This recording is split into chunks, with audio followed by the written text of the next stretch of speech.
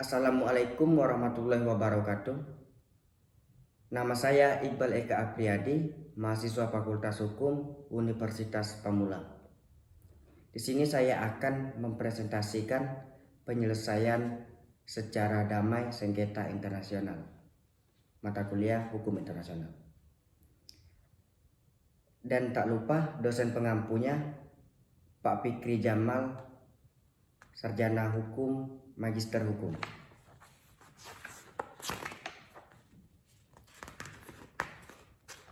Pembahasan kali ini, yang pertama pengertian hubungan internasional yang diadakan antar negara, negara dengan individu atau negara dengan organisasi internasional tidak selamanya terjalin dengan baik. Tidak jarang dalam hubungan tersebut terjadi suatu sengketa. Sengketa internasional adalah suatu perselisihan antara subjek-subjek hukum internasional mengenai fakta, hukum atau politik di mana tuntunan atau pernyataan satu pihak ditolak, dituntut balik atau diingkari oleh pihak lainnya. Sengketa internasional terjadi apabila perselisihan tersebut melibatkan pemerintah, lembaga yurisdis, person atau badan hukum, atau individu dalam bagian dunia yang berlainan terjadi karena kesalahpahaman tentang suatu hal. Salah satu pihak sengaja melanggar hak negara lain. Dua negara berselisih tentang suatu hal yang pelanggaran hukum perjanjian internasional. Dalam studi hukum internasional publik dikenal dua macam sengketa. Terdapat kriteria perbedaan jelas yang dapat digunakan untuk membedakan antara sengketa hukum dan sengketa politik. Meskipun sulit untuk membuat ahli memberikan perbedaan tegas antara istilah sengketa hukum dan sengketa politik, namun para ahli memberikan penjelasan mengenai cara membedakan sengketa hukum dan sengketa politik. Menurut Friedman, meskipun sulit untuk membedakan kedua pengertian tersebut, namun perbedaannya dapat terlihat pada konsepsi sengketanya. Konsepsi sengketa hukum membuat hal-hal berikut. Yang pertama, sengketa hukum adalah perselisihan antar negara yang mampu diselesaikan oleh pengadilan dengan menerapkan aturan hukum yang telah ada dan pasti. Yang kedua, sengketa hukum adalah sengketa yang sifatnya memengaruhi kepentingan vital negara seperti integritas wilayah dan kehormatan atau kepentingan lainnya dari suatu negara. Yang ketiga, sengketa hukum adalah sengketa di mana penerapan hukum internasional yang ada cukup untuk menghasilkan putusan yang sesuai dengan keadilan antar negara dan perkembangan progresif hubungan internasional. Yang keempat, sengketa hukum adalah sengketa yang berkaitan dengan persengketaan hak-hak hukum yang dilakukan melalui tuntunan yang menghendaki suatu perubahan atau suatu hukum yang telah ada. Menurut Sir Humphrey Waldorf, penentuan suatu sengketa sebagai suatu sengketa hukum atau politik bergantung sepenuhnya kepada para pihak yang bersangkutan.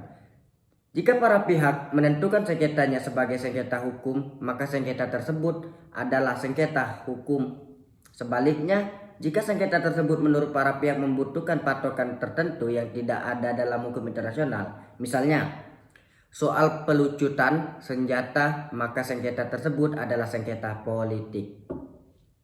Sedangkan menurut Oppenheim dan Kelsen, tidak ada pembenaran ilmiah serta tidak ada dasar kriteria objektif yang mendasari perbedaan antara sengketa politik dan hukum.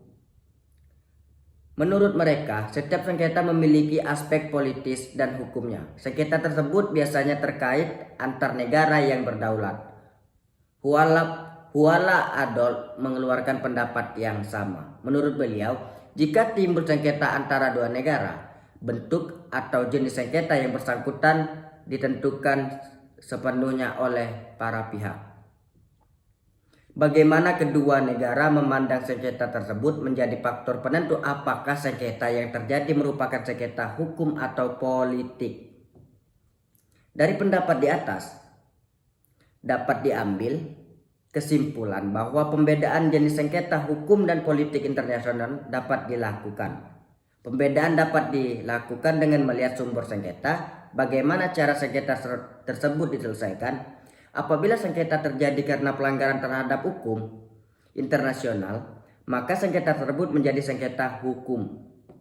Selain pelanggaran terhadap hukum internasional, sengketa dapat terjadi akibat adanya benturan kepentingan yang melibatkan lebih dari satu negara. Sengketa yang melibatkan kepentingan inilah yang dimaksud sengketa politik. Selanjutnya, penyelesaian sengketa internasional publik. Menyelesaikan sengketa internasional sedini mungkin dengan cara yang seadil-adilnya bagi para pihak yang terlibat merupakan tujuan internasional sejak lama.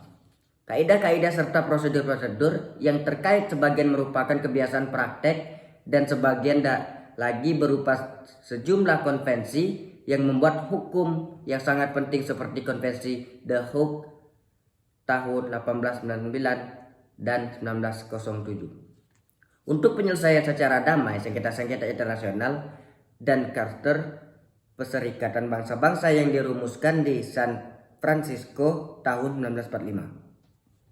Salah satu tujuan pokok Charter tersebut membentuk organisasi persetujuan memberikan bangsa-bangsa untuk mempermudah penyelesaian secara damai perselisihan antar negara-negara. Pada umumnya, metode penyelesaian sengketa internasional politik digolongkan dalam dua kategori, yaitu penyelesaian secara damai dan secara paksa atau dengan kekerasan. Yang pertama, cara penyelesaian damai. Cara penyelesaian damai yaitu apabila para pihak telah dapat menyepakati untuk menemukan suatu solusi yang bersahabat. Penyelesaian sengketa secara damai merupakan konsekuensi langsung dari ketentuan pasal 2 ayat 4. Ketentuan pasal 2 ayat 4 ini melarang negara anggota menggunakan kekerasan dalam hubungan satu sama lain. Dengan demikian, pelarangan penggunaan kekerasan dan penyelesaian sengketa secara damai telah merupakan norma-norma imperatif dalam hubungan antar bangsa. Oleh karena itu, hukum internasional telah menyediakan berbagai cara penyelesaian sengketa internasional secara damai demi terpeliharanya perdamaian dan keamanan serta terciptanya hubungan antar bangsa yang serasi. Metode penyelesaian sengketa internasional secara damai atau bersahabat dapat dibagi menjadi beberapa klarifikasi. Pengklarifikasikan ini berarti bahwa proses-proses ini secara kaku terpisah sama sekali, yang masing-masing hanya sesuai untuk memecah suatu kelompok sengketa tertentu. Posisi ini tidak demikian dalam praktek.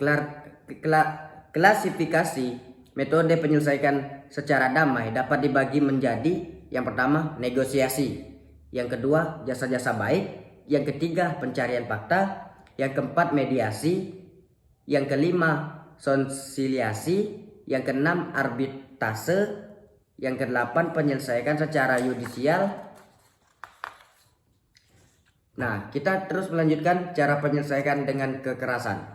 Apabila negara-negara tidak mencapai kesepakatan untuk menyelesaikan sengketa-sengketa mereka melalui jalur diplomasi atau damai bersahabat, maka salah satu cara yang dapat digunakan sebagai jalan keluar penyelesaian sengketa adalah melalui jalur pemaksaan dan kekerasan. Penyelesaian sengketa internasional dengan menggunakan kekerasan secara garis besar dibagi menjadi yang pertama contohnya perang, retorsi, reparsial, blokade, terus yang terakhir intervensi. Terus selanjutnya penyelesaian sengketa internasional private. Tadi kan yang publik, ini yang private. Dalam suatu kegiatan internasional, baik negara maupun individu mengacu kepada kaidah-kaidah hukum yang bersifat internasional. Bagi ketentuan hukum publik internasional atau bahasa Inggrisnya public international law maupun ketentuan hukum perdata internasional, hukum internasional privat adalah bagian hukum internasional yang terkait dengan hak dan kewajiban individu sebagai para pihak dan lembaga internasional non-pemerintah dalam urusan internasional yang mengacu pada kaidah prinsip-prinsip hukum perjanjian atau kontrak internasional dan konvensi internasional. Perbedaan acuan kaidah hukum tersebut menimbulkan adanya perbedaan dalam penyelesaian sengketa internasional publik dan privat. Di atas telah dijelaskan metode-metode penyelesaian sengketa publik. Sedangkan metode penyelesaian sengketa privat yakni terletak dalam kontrak kesepakatan yang telah dibuat sebelum melakukan kesepakatan, apakah ditempuh dengan menggunakan yang pertama pilihan hukum. Pada prinsipnya pihak diberikan kebebasan dalam menentukan hukum mana yang berlaku dalam perjanjian sesuai dengan prinsip kebebasan berkontrak. Kebebasan para pihak untuk menentukan hukum ini termasuk kebebasan untuk memilih kepatutan dan kelayakan. Nah, prinsip ini adalah sumber di mana pengadilan akan memutuskan sengketa berdasarkan prinsip-prinsip keadilan.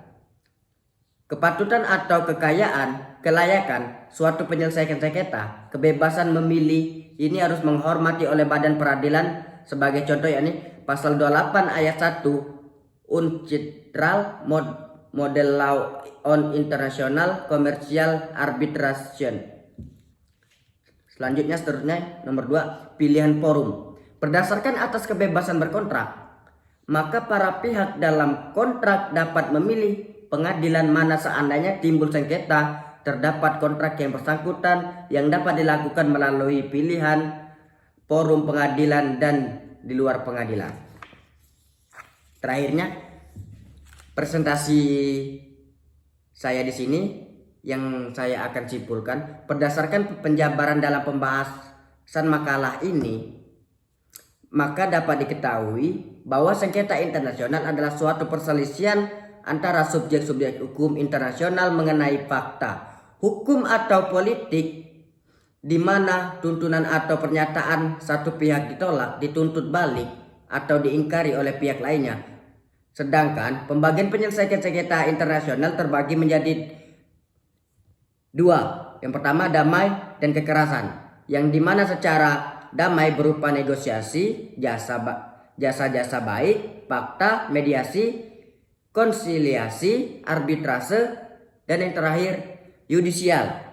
Sedangkan secara kekerasan ialah perperangan, retorsi, represal, blokade, dan intervensi. Sekian presentasi dari saya.